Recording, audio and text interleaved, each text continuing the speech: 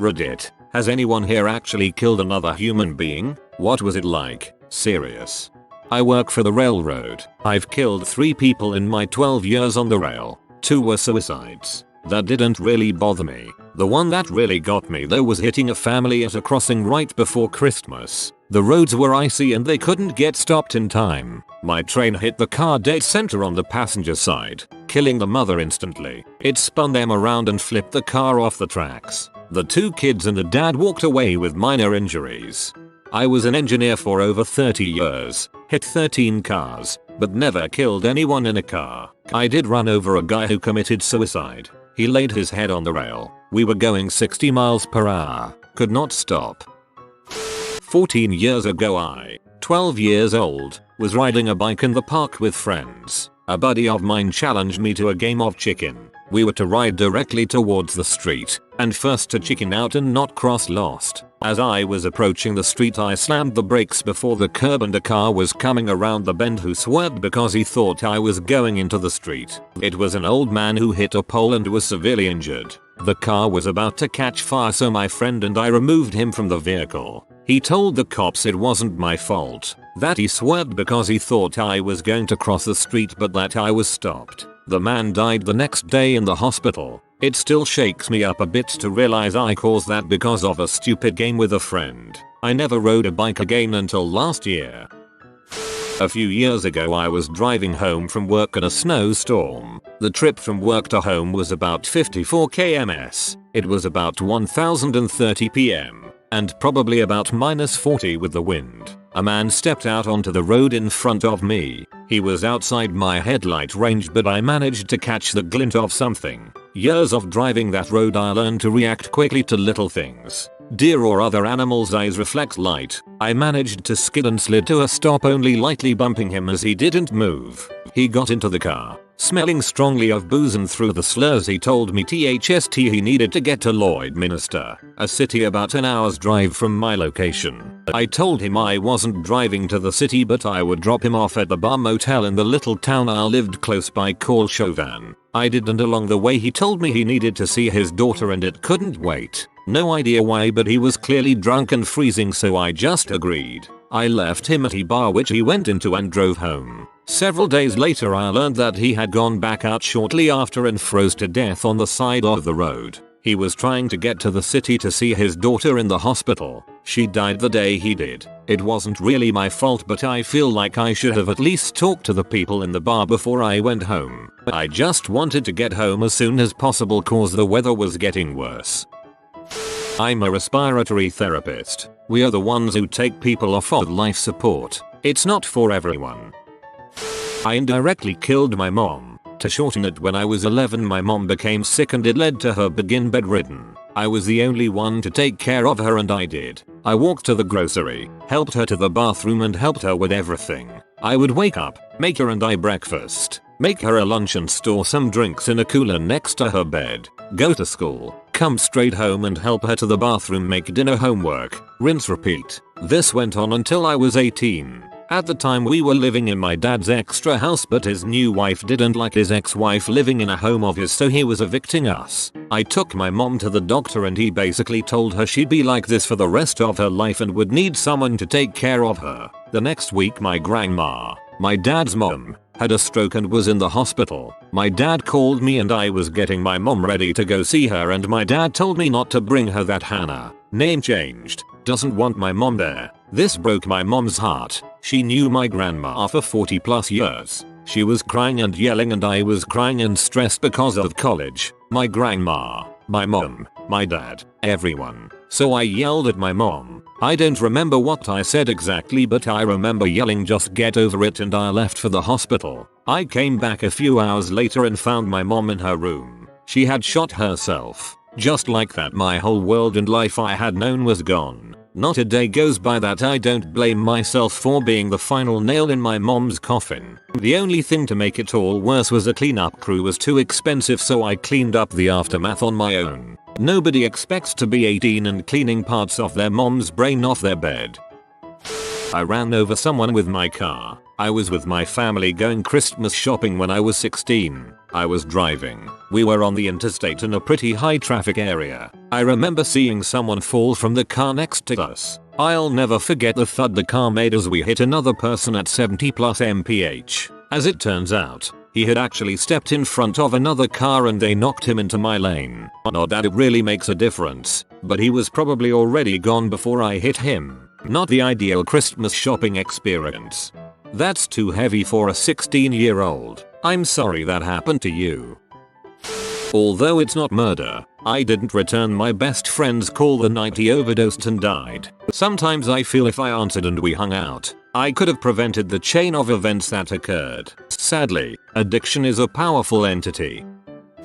Not sure if you're counting war. At the time when it happened I was overcome with mixed emotions. I was happy because I was part of the club. The first group of people my team killed were an Iraqi mortar team and they were actively shelling the base I lived on, which was the same base my brother was on, so the incentive to kill them was absolutely present. It didn't really start to process until maybe 5 months later. I started to sit around smoking my hookah and thinking about that day, remembering what they looked like when I was staring down at their contorted faces with their brains hanging out, holes in their neck, dried blood everywhere. Then thinking of what they looked like on their pictures. It was very hard for me to process because we had lost so many people. I felt split between satisfaction in knowing I put a huge dent in their manpower and ability to attack us. But at the same time I kept thinking about how everyone there came from a family, had a mother and was at one point a helpless child who just wanted to live and find its place in the world. I had just had my first son while I was deployed, if you can't tell by all the emotion-y stuff. During this time in my life I was also absolutely convinced I was going to die there, so I spent every downtime I had sitting around contemplating what it will be like when I'm no longer self-aware because I don't exist, what it will be like to not know I'm here, have no emotions, just gone. The thought that I scratched someone off from existence into oblivion is the hardest part. Dead on. At some point everyone was innocent. Circumstances put them on the wrong side of a hopeless conflict, but it is hard to not see them in the end as just people. Hardest part for me is to visualize those guys having kids who think their dad is invincible. When he doesn't come home it shatters that illusion. I really just have to get this off my chest. Don't really have anyone to talk to this about. This August I was involved in a car accident where a pedestrian ran out in front of my car and died. It is honestly one of the most devastating things that has happened to me. There are things about that night that I will never forget, like the sound of my car impacting with him, or just all the glass that was everywhere. I will forever remember that man's name and that on the 8th of August at 9:29 p.m. I killed him. The worst part about it is the first time you remember every day that you were responsible for another person's death, your heart just sinks down into your stomach. People try and tell me that it was not my fault and I did everything I could, but that doesn't help me at all. All I think about is if I wasn't driving he would still be alive. I'm also really paranoid about people crossing the street not at a crosswalk. Every time I see it I have like a little mini panic attack inside my brain. So yeah, basically it sucks. It sucks a lot, and it's something that you will never forget. My cousin killed herself a few years ago by stepping out in front of a car on the highway, and it may sound weird but I can't help but think about where the guy girl that hit her is now and how they were affected by it. It always makes me think about how one day can change your entire life. Mine was through decision, but I felt as though I had personally done the deed. Freshman year of college, a bunch of friends and I had planned on going out camping for Memorial Day weekend. At the last minute, I changed the plans on us to go swimming and staying at my family's lake house instead, because beds and TV and stuff. First night and it in the water, we decided to swim out to the middle of the lake and just tread water and laugh and splash around. After a while we all swam back to the dock and I was second to last in front of Tommy. Tommy never got out. I dove back in but couldn't find him anywhere. We had no phone in the cabin, so after I ran back up the hill I ran barefoot down the gravel road to the main road, then to the nearest neighbor's house hysterical. They called the police and then at the end divers found him about 12 feet from the end of the dock. I blamed myself horribly for the change of our plans. I sat through the funeral numbly while his parents lied to me about how much he looked forward for weeks to the swimming trip. I stopped going to my honors classes and drank and smoked myself into an opium stupor for the rest of the semester and failed out of college. I kept abusing myself for 2 years until I finally got myself some help with my depression over it. I was 13 and home alone with my little sister and heard glass breaking at the back door, then the knob rattling, then the door squeaking. I got my sister and we ran into my dad's office. I grabbed his rifle from the shelf and told her to hide under the desk. I stood in front of her and aimed the gun at the hallway. I heard footsteps coming this way and a man I didn't recognize came around the corner. I pulled the trigger and everything that happened next is still a blur. Apparently I kept shooting until the magazine was empty, hitting the intruder 22 times. He had multiple warrants out for his arrest for drugs, beating his girlfriend, and a string of convenience store robberies. I lost a lot of sleep worrying it would happen again, and I still go into panic mode if I hear a suspicious noise. I absolutely cannot relax or go back to sleep until I search the house. You may have saved your little sister and even yourself. Who knows how fricked in the head that guy was. When I was in 3rd grade, my next door neighbor came to pick me up from school because my grandmother couldn't make it in time to pick me up. While we were heading to the car, I stepped in front of him and a strap from the back of my book bag, it was a rolling one, tripped him up and he broke his knee. He had to go to the hospital to get surgery and the doctors ended up using an anesthetic that he was allergic to and passed away. His wife very clearly told doctors not to use this certain anesthetic but they went ahead anyways. After his death she became very depressed and died a few years later due to cancer. She wouldn't leave the house and I feel like I caused both of their deaths. They were such good people and I know they really cared for me. Also his wife could have sued the doctors but she decided not to because she didn't want to ruin the doctor's career. Doctors and cancer's fault, not yours. You broke his knee by a completely understandable and forgivable accident. The doctor killed him by being stubborn and careless. My wife was 8 months pregnant and she felt like she couldn't breathe. So we go to the hospital and her blood pressure is through the roof. The doctors say that our baby's vitals aren't doing good and we need to do an emergency C-section. So as she is prepping for the surgery, the doctor says we have a better chance to save the baby if we give her medication and wait to do the surgery to give the medication time to work on the baby. The downside is that my wife's heart function was at 20% at this point and if we postponed the surgery for any amount of time her chance of surviving the surgery dropped. So the doctor asked what we wanted. My wife looked at me and I could see she was terrified. So without hesitation and tears in my eyes I said save my wife. This was the easiest and hardest decision of my life. I would have done the same exact thing. When my wife went in for her C-section I was hysterical. I just wanted to see her. I'd never been more scared in my entire life. I'm sorry you never got to meet your daughter. I'm grateful you get to have your wife.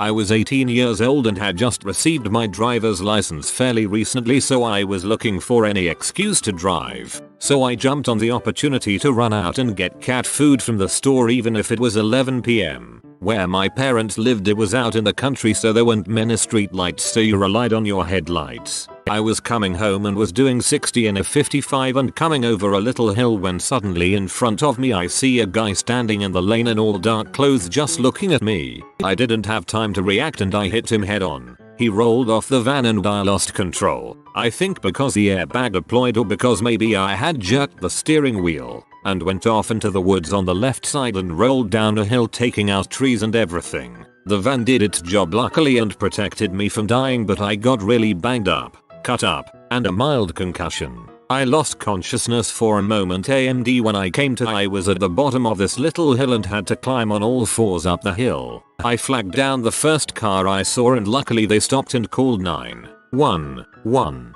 Unfortunately the guy died on scene and no one could figure out why he was standing in the street. I was of course hysterical and felt so guilty. It took me a long time to even want to get behind the wheel again and even longer to want to drive at night. It was a process of fighting through it for me. I had some PTSD from the incident and would have the dream over and over again where I would see him for the split second and would wake up terrified. It was so close to my parents' house that I had to drive by it every day and would get chills. Even going back to visit them I see the scene and get chills. When I did finally drive at night, I would be overly cautious and would sometimes see something in the road and would freak out. 11 years later I am over the trauma and can drive just fine, but I still remember it.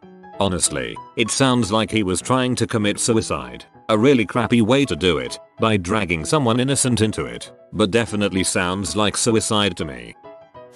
My dad. He had leukemia and was in an induced coma, and his organs were starting to fail and get infected, and I just couldn't see him like that. He wouldn't have wanted it. I know he didn't. I had to sign a document where the last line literally said if the machines are turned off he will die, and I accept this responsibility. I signed it. I had to. Couldn't bear to see him suffering. Love you, Dad. Miss you. I did in self-defense when I was 13. This guy RP'd me and I think he was going to try to kill me, and I ended up stabbing him. There was a whole trial and whatnot. I felt bad that he died, but I don't feel bad for defending myself. Just think, you killing him could have saved many other women from going through what you did. My son had just been born a few days before and I had taken some time off of work to be at home. We'd gotten some snow that I didn't bother to clear and I didn't even check the mail. Just hung around the house enjoying life as a new parent with my wife and our baby. At about 3 AM, my son woke up. I had just finished changing his diaper and my wife was feeding him when I heard someone pry the back door open. The police said that he probably assumed the house was empty because of the snow and the drive and a few days of mail in the box. I loaded my handgun and waited near the top of our stairs in the dark, hoping that he would just steal the TV or something from the first floor and leave. He didn't. When he got halfway up the stairs, I turned on the light mounted on my gun and yelled at him to leave. He must have thought that I was just holding a flashlight, because he looked right at me and climbed up 2 more steps. All I remember seeing was the pry bar he used to get through the door in his hand. The thought of what he might do with it to my wife and child terrified me. I shot him twice square in the chest and I'll never forget the look on his face. It was like he was surprised at first, then horror when he looked down and saw the bleeding. I remember taking the first shot and thinking that I missed because he just froze there. After the second was when I could clearly see the bleeding.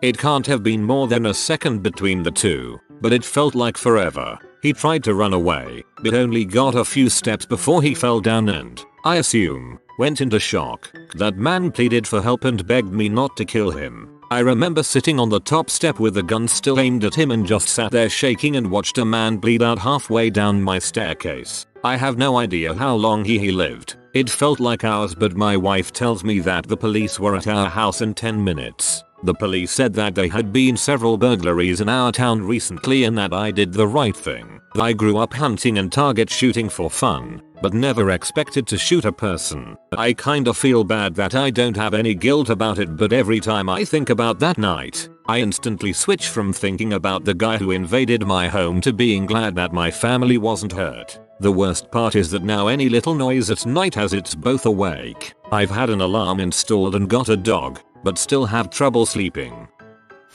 This is the doggo of good health. It only appears once in 1.232 millennium. Subscribe to Updo it in 14 seconds and you'll have good cholesterol again. If you are new to the channel, you can subscribe. I publish new videos every day. Until then, check another video, or don't. Either way, have a great day you magnificent people.